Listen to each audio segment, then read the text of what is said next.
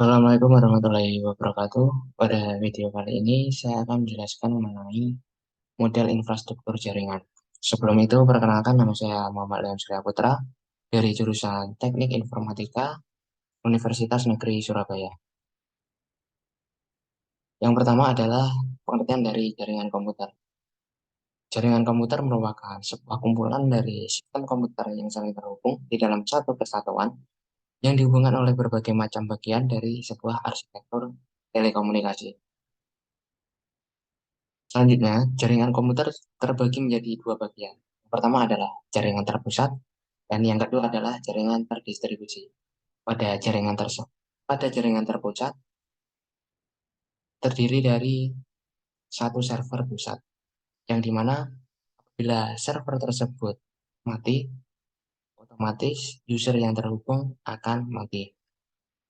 Sedangkan yang kedua, pada jaringan komputer terdistribusi, memiliki beberapa server, yang apabila salah satu dari server tersebut mati, otomatis user akan sambung ke server yang lain.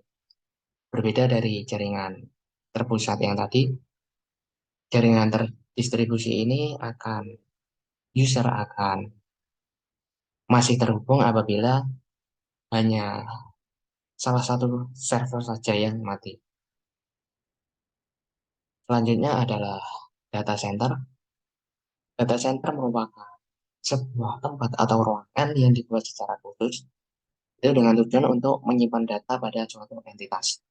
Secara sederhana, tempat ini juga bisa disebut sebagai pusat data, di mana di dalamnya tersusun secara rapi rak yang jumlahnya ratusan bahkan hingga ribuan komputer server yang terhubung dengan jaringan internet. Selanjutnya, pembagian jaringan berdasarkan cakupan atau jangkauan geografis. Pembagian jaringan berdasarkan cakupan terbagi menjadi 4 bagian. Yang pertama adalah PAN atau singkatan dari Personal Area Network. Pada jaringan PAN ini merupakan suatu jenis jaringan yang cakupannya paling kecil. Yang kedua adalah LAN atau Local Area Network, yaitu suatu jaringan yang menghubungkan komputer, yaitu dalam satu ruangan. Yang ketiga adalah MAN atau Metropolitan Area Network.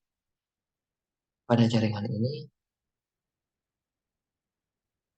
merupakan jaringan yang menghubungkan perangkat, yaitu antar gedung. Dan yang terakhir adalah WAN atau Wide Area Network, yaitu jaringan yang cakupannya adalah yang paling besar di antara jaringan yang lain.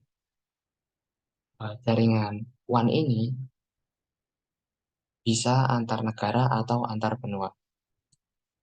Selanjutnya, pembagian jaringan berdasarkan akses terdiri dari dua jaringan. Yang pertama adalah internet, yaitu jaringan yang bisa diakses untuk kalangan internal saja. Yang kedua adalah internet, yang merupakan jaringan yang bisa diakses oleh semua kalangan ataupun dinamakan publik. Selanjutnya, pembagian jaringan berdasarkan cara membangunnya, yaitu ada dua. Yang pertama ada ad hoc mode dan yang kedua adalah infrastruktur mode. Ad hoc mode ini dikenal sebagai mode peer-to-peer, di mana jaringan ad hoc tidak memerlukan titik akses sebaliknya. Perangkat di jaringan nirkabel terhubung secara langsung satu sama lain. Yang kedua adalah infrastruktur mode.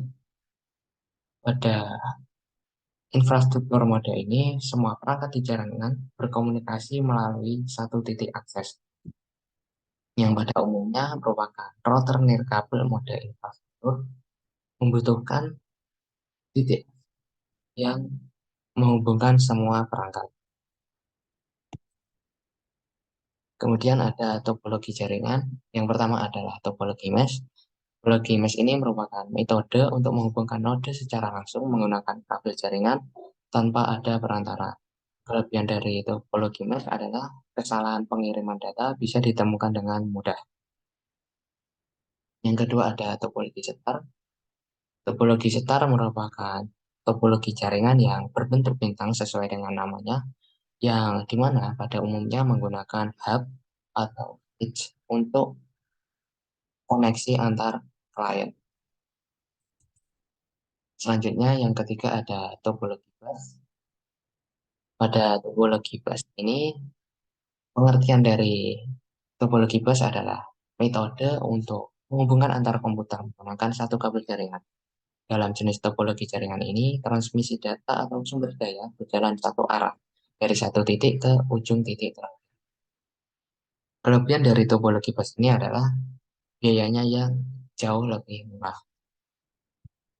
Kemudian yang keempat ada topologi ring. Topologi ring merupakan metode untuk menghubungkan antara komputer menggunakan rute yang berbentuk